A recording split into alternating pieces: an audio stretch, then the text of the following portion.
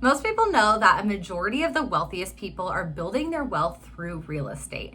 And if you have ever thought about wanting to build wealth through real estate, you might have gotten a little overwhelmed because there are so many resources out there and there's so many ways you can build wealth through owning real estate. But a lot of the strategies out there are very complicated, either take a lot of time, take a lot of money, take a lot of experience, or can just be very risky. So I wanted to explain to you the absolute easiest, truly easiest way that you can build wealth through real estate as a normal average person who doesn't come from a trust fund, doesn't have a lot of experience, and doesn't have a lot of money. So I personally have used this strategy. I've been doing this for the last 5 years. Me and my partner, we own 2 single families and a duplex, and just owning these few properties truly have changed my life. They will change the trajectory of my financial future, and it's something that I did that was pretty easy and anyone can do. I am not special. I didn't do anything crazy, so let me explain to you how you can do this too. So the strategy that I'm referring to is something called house hacking. So house hacking is exactly as it sounds. It's hacking your house to build wealth through real estate. So the idea of house hacking is really powerful for a number of reasons, and mostly because it's very scalable. So house hacking, the idea is that you purchase a primary residence and then you later turn that into an investment property, and or you can turn that into an investment property while you are living there. So there are different ways that you can do this. You can be very aggressive with this, and if you want to speed up the timeline, but the more aggressive you go, the less comfortable it typically is. So it really is just dependent on what your goals are and what lifestyle you're trying to achieve. So house hacking is incredibly powerful because when you are purchasing a primary residence, you are only having to put 5% down. You can put more down, of course, if you want, but you have to put a minimum of 5% down, sometimes 3.5 or 0% down, depending on a number of factors. So if you're putting 5% down on a $550,000 house, which is a typical house here in Denver, that's going to be significantly lower than the amount you would normally need to put down on an investment property, which is anywhere from $20,000 to $25,000. So, the average person eventually can get into a home with a 5% down payment so much faster than if you wanted to buy an investment property with 20 to 25% down. Then this becomes really powerful when you hold on to these properties for the long term and you don't sell them and eventually turn them into rental properties.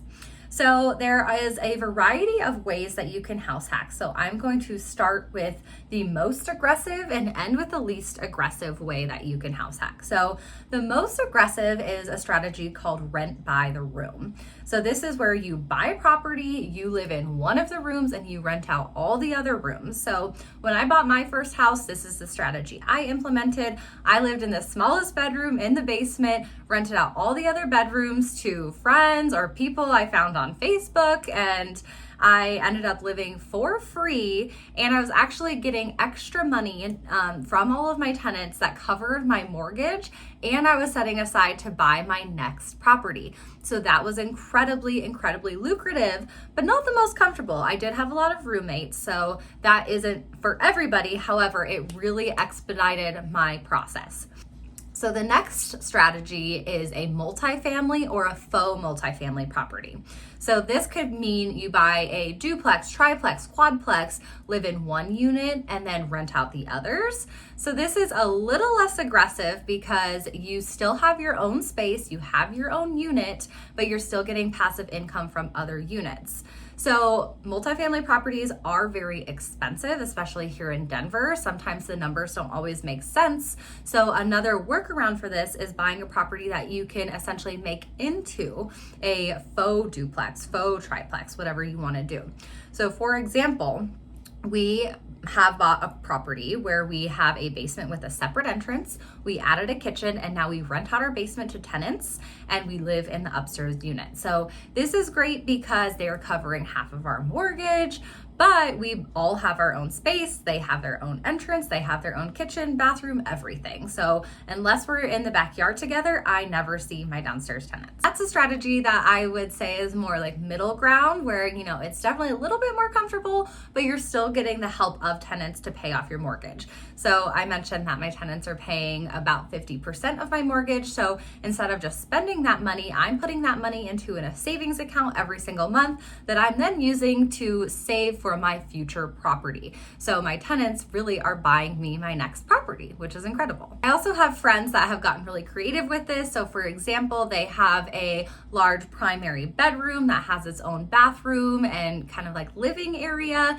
So they sectioned that off from the rest of their house and then they Airbnb that. So they're getting passive income this way. There's a lot of different options that you can do with that strategy. Finally, you can do something called the nomad strategy. So this is a way to continue building your real estate portfolio, but without having tenants on your property while you're living there. So the idea of this is you buy a house, live in it for at least a year, because we're not committing mortgage fraud here, right? So all loans require for you to live in the property for at least a year, or at least have the intent to. And then after that year is up, and anywhere from 1 to 5 to 20, whatever years, if you want to buy another house, you then buy your next house, putting 5 or more % down, and then keep your first house and then keep that as a rental property.